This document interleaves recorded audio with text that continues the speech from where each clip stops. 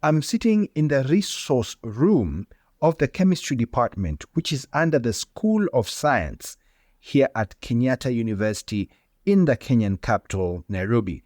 There's quite a bit of activity around here in the university, people walking around, but it's a quiet university compared to other universities in the city in that it's on a large tract of land and it has open fields, lots of trees, and there's birds singing all around us as well.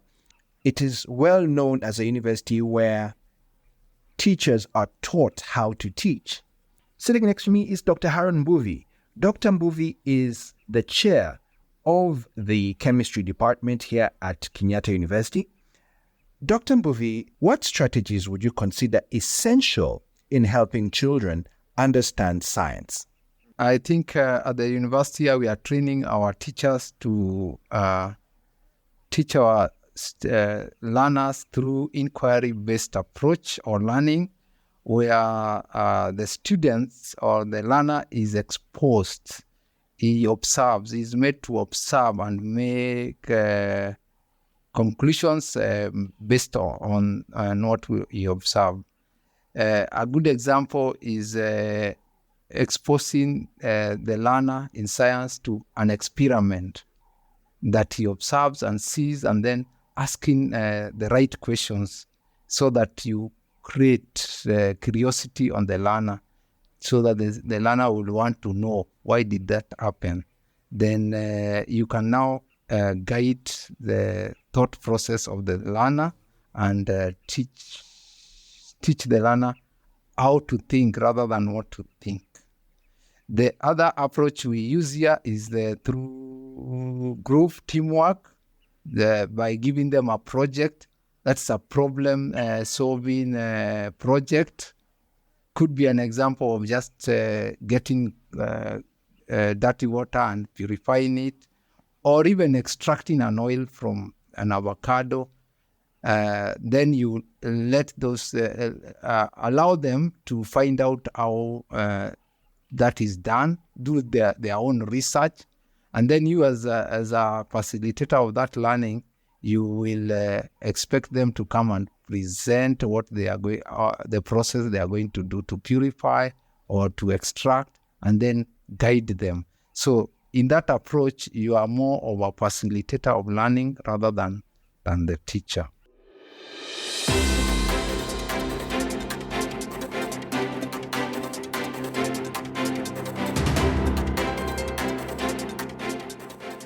Welcome back to Africa Science Focus, the weekly science and development show from SciDevNet.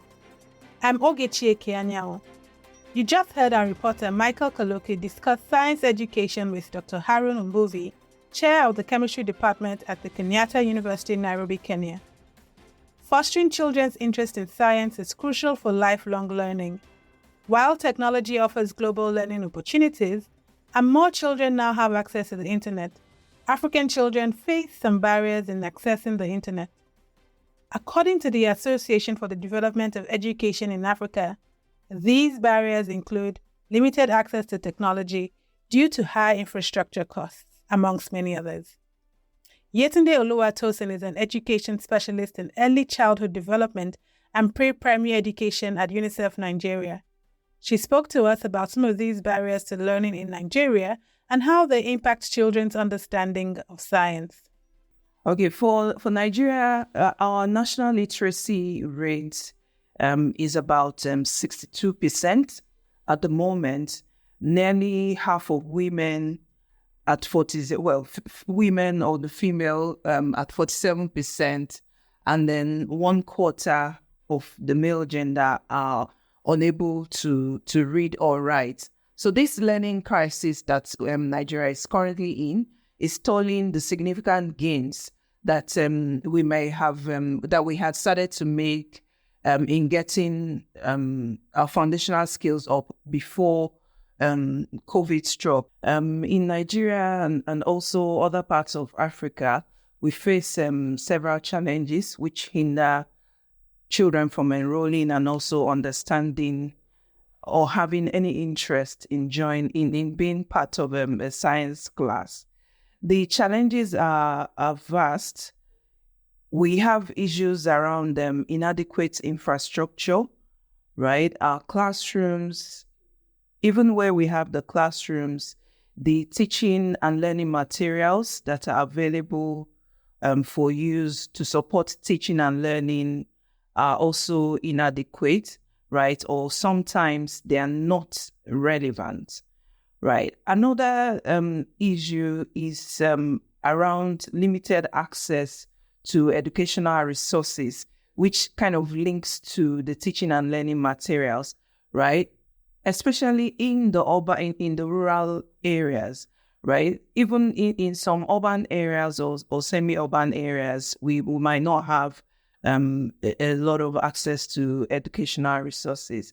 Then there are cultural biases as well. In some parts, there's still the notion that some courses or subjects should be male-oriented and not for the female gender. That is one. And I'm leaving this one for the almost last.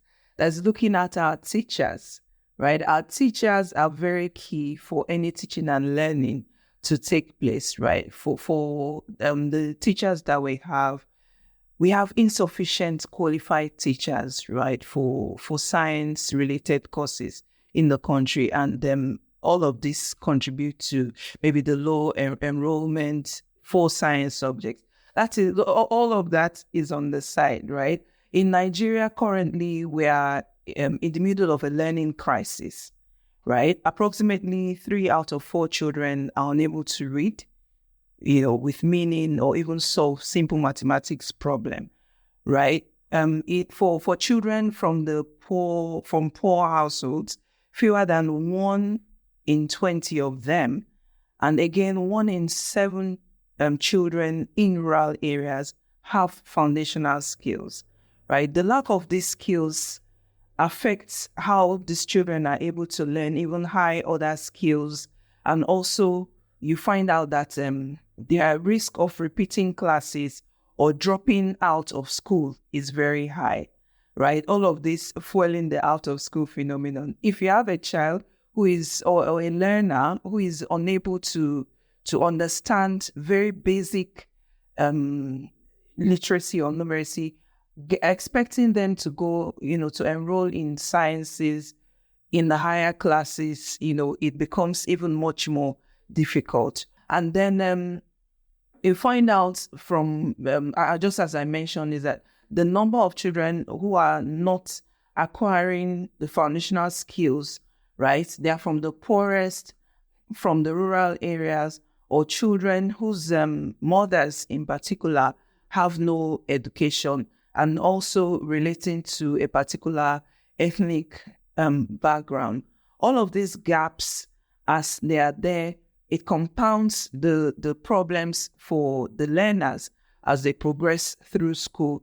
This means that some of these higher order skills or subjects are not so much so of interest, to them, because they are even unable to do the simplest of the simplest. Some researchers argue that students find science challenging due to its abstract content and complex formulas. Teachers play a key role in finding engaging methods to simplify learning. Professor Sani Aliyu, a renewable energy expert at the Usmanu Danfodiyo University in Sokoto, Nigeria, shared some insights on strategies to enhance children's understanding of science. Michael spoke to him about the strategies that are needed to help children understand science. Actually, the most fundamental and the basic requirement is that of instructional materials. If you look at the level of the children, they required demonstrations and discussions along with the teachers so that they will be properly guided. And they need to see things for themselves so that they can easily understand. Because at that level, their brain cannot capture things that are at abstract level.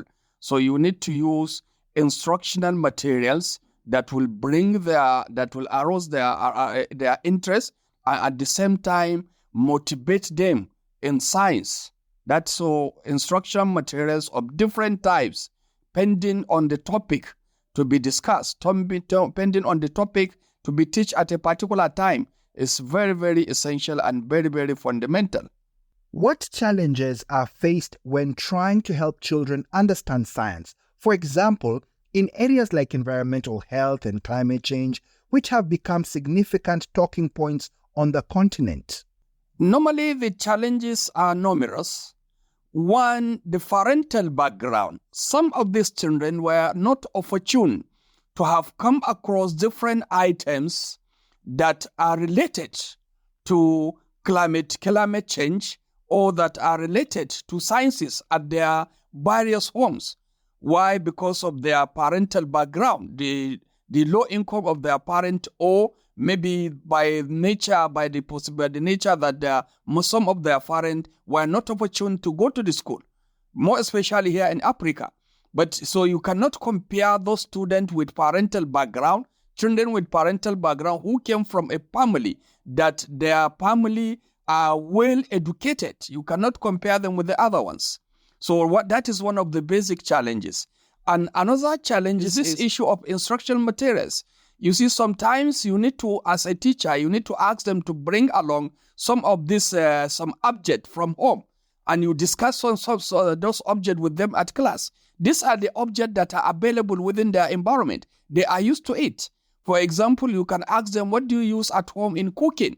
If you want to do something that has to do with the climate change, what do you use at home in cooking? If they use firewood, then why using firewood? What did they notice? They will ask you that, they will tell you that they notice the release of smoke in the atmosphere. So what is this smoke? What is the effect of this smoke? So you start from there at their own level. To find out more about how to encourage and sustain children's interest in science, Dr. Mbuvi highlights some behavioral and teaching approaches teachers can adopt.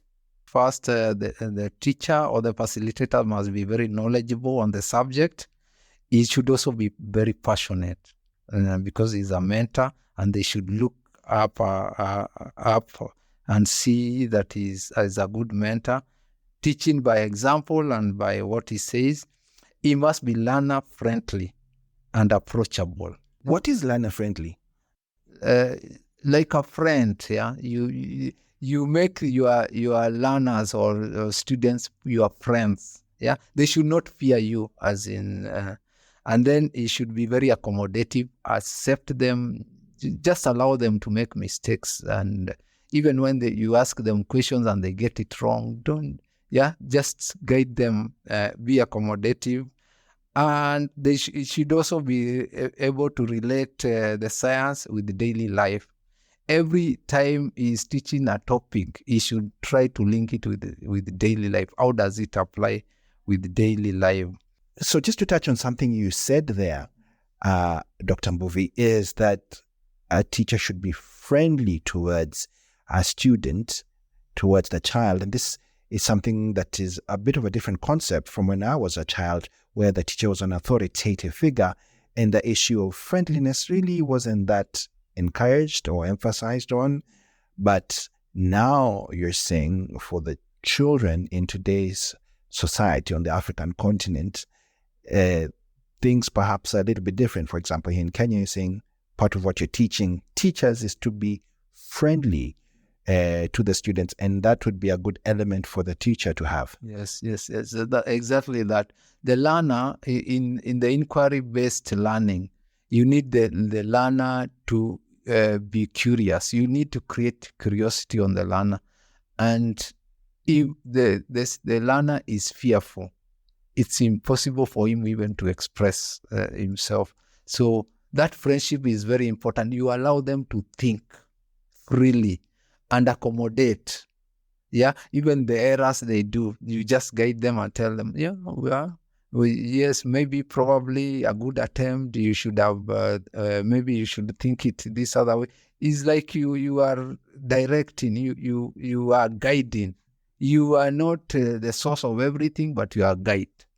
And that is the approach that you can create an environment where they now drive their learning. Then the other thing is the teacher should also have a network of experts that he can use to as an example, yeah, to, one of the aspects that I've seen with learners is if they can. There's a concept in the West about shadowing. If a student wants to be a chemist, and you can have a resource of people who are chemists, maybe in the industry, you can use them to come and talk to those students and tell them that in my profession I do this and this, I apply. When they connect that with what they are aspiring to do, then it makes the learning enjoyable for them. Availability and access to teaching materials and resources can make children develop a love for learning science. Yetunde discusses alternatives for cases of limited accessibility. Science in itself must be made real to the learners, right? And how can we do this? We need to have good teaching methods. We need to have the resources in the classroom, which means that in the event that we don't have the big, labs or stuff, we need to be able to improvise, right? What do we have within the environment that the teacher can use in the classroom to support or help, the learner to learn, right? I'm going to mention a few things here. Our teachers need to become creative, right? We need to be able to encourage and stimulate, or rather, stimulate some form of interaction, right? For the child or the learner to think, right? The child needs to, we need to start to, as a teacher, we need to inspire them. We need to get them to think. It's not about getting them to memorize or recite, right? So we need to get the teacher, to be somebody else. How can I stimulate teaching in the classroom?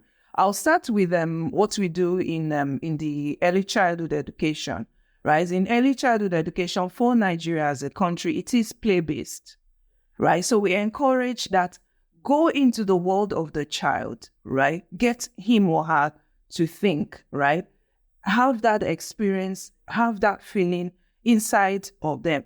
Get that child or the learner, right? The teacher should be able to get the child or the learner to bring out what is inside of them, right? They are curious. Learners or children are starting from the very early years. They're very curious, right? There's something inside of them. How can we motivate them to learn? How can we nurture their curiosity? So as a teacher, we need to get a strategy such that we nurture that curiosity which the child already has, right? Second point I want to say, we need to, as teachers, start to allow the learners to speak, right? We need, yes, we're teachers, but we're there to guide them, not necessarily direct them, right? So we need to learn to listen to the children, to the learners.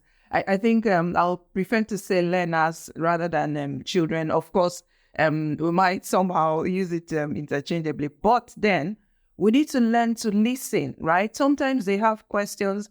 Yes, we as teachers might have what they know already, but let's listen to the child because there's something that they're trying to get out, and then we need to be able to facilitate that sense of inquiry, right? We know all the concepts, if you put A plus B should give you this, the right angle triangle is this, is that. But then there can be other ways that we can facilitate, that we can support, getting the sense of inquiry of the child, right? Like simple things like how do we get the colors, right? How are colors made, right? If we mixed X and Y color, it gives us this, right? We shouldn't just come out with a text and say, oh, this is A plus B is C, or you add is it yellow and this, it gives you that. The primary colors, the secondary colors, but allow them to explore, by themselves. Look at water. How does water change its state? Allow the child to experiment. You have a bowl of water, maybe put it in on the fire or something, allow it to boil, let them see it. You can teach, they will never forget that, right? That is one. And then when the water boils, allow it to cool, put it in the fridge, and then it becomes iced again. So you're teaching science, but it's in an interesting way. The child will never forget. Yetunde also emphasizes the importance of sharing ideas among African countries to make science engaging for children. The importance of collaboration cannot be overemphasized as well, because what's the use of having knowledge that you cannot share, right? In country, with other countries, very important, right? That we collaborate right from the ECE up to primary and then also secondary teachers, right? In country, there are different associations for teachers. There's different associations for teachers of specific subjects, right? And they're not just within country. Also in other countries, you have English language teachers that have an association globally, also in country. Exchange ideas, right? We cannot say too much about that. As in, I mean, it's very important and necessary for us to understand. The world is now very small, right? Children from Nigeria are interacting with children in other countries. So why should our teachers not do the same, right? So getting our curricula together, strengthened, it needs to be benchmarked. Look at other countries. What are they doing well? What are the new inventions or new things for teacher training programs? We have our teacher guides in Nigeria. How can we benchmark it against other countries to see that we are at par, such that when our learners meet at international exams, they're able to, they are as strong as they can be. We have learning assessment, right? Which is, yes, we have our own in-country, but we have other international assessments where our learners would also be assessed. So why should our teachers not be collaborating? Yeah. So, for example, I know UNESCO, they've launched several initiatives to promote collaboration. Also for UNICEF, in order to strengthen foundational learning skills, we have the foundational learning and literacy and numeracy hub, right, which is available for everybody: learners, teachers, parents, CSOs, NGOs. We can all go on there. We have webinars every now and again. We share ideas. So all of this is very essential and very important for us to share knowledge and resources such that we can also improve the quality of what we are giving. For effective education and a conducive learning environment, Dr. Mbuvi identifies loopholes in Africa's education system that require attention from school authorities and the government.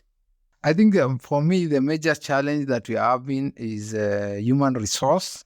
We need a very competent human resource that can run with the new concept of inquiry-based learning. So we need to keep on retooling our teachers and have a shift to this new. Of course, that mode of learning also requires more resources and more time actually, because you need the learner to drive his learning. We also have challenges creating interest, and partly that's where now the facilitator comes in, because he needs to create that interest to the learner so that the learner can be interested and learn on his own. And that requires more time and requires classes that are smaller than we are currently having. Another challenge we are seeing in our schools and even in our universities is the gap we are having between the learners that have access to internet and the others that have no access, because we are having almost like two type of learners: global learners or global citizens that are exposed to the world, and others that are local. And you as a facilitator, you need to know the level of the learners and where you will pick them. And we need facilitators who are aware of the global challenges of today. This includes global warming. This includes pollution that we are having and water pollution particularly. And therefore, we need this facilitator to pass that from an early age of the students in science as they grow, so that we can grow citizens who are very aware of the challenges that we face as the world today, and are able to come up with sustainable solutions to those problems in the long run.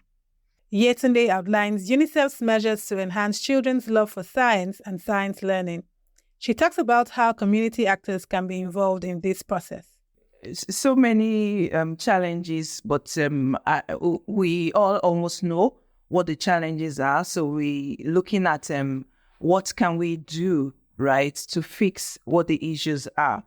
I'll speak broadly and just mention as I speak some of the things that UNICEF is also supporting to do.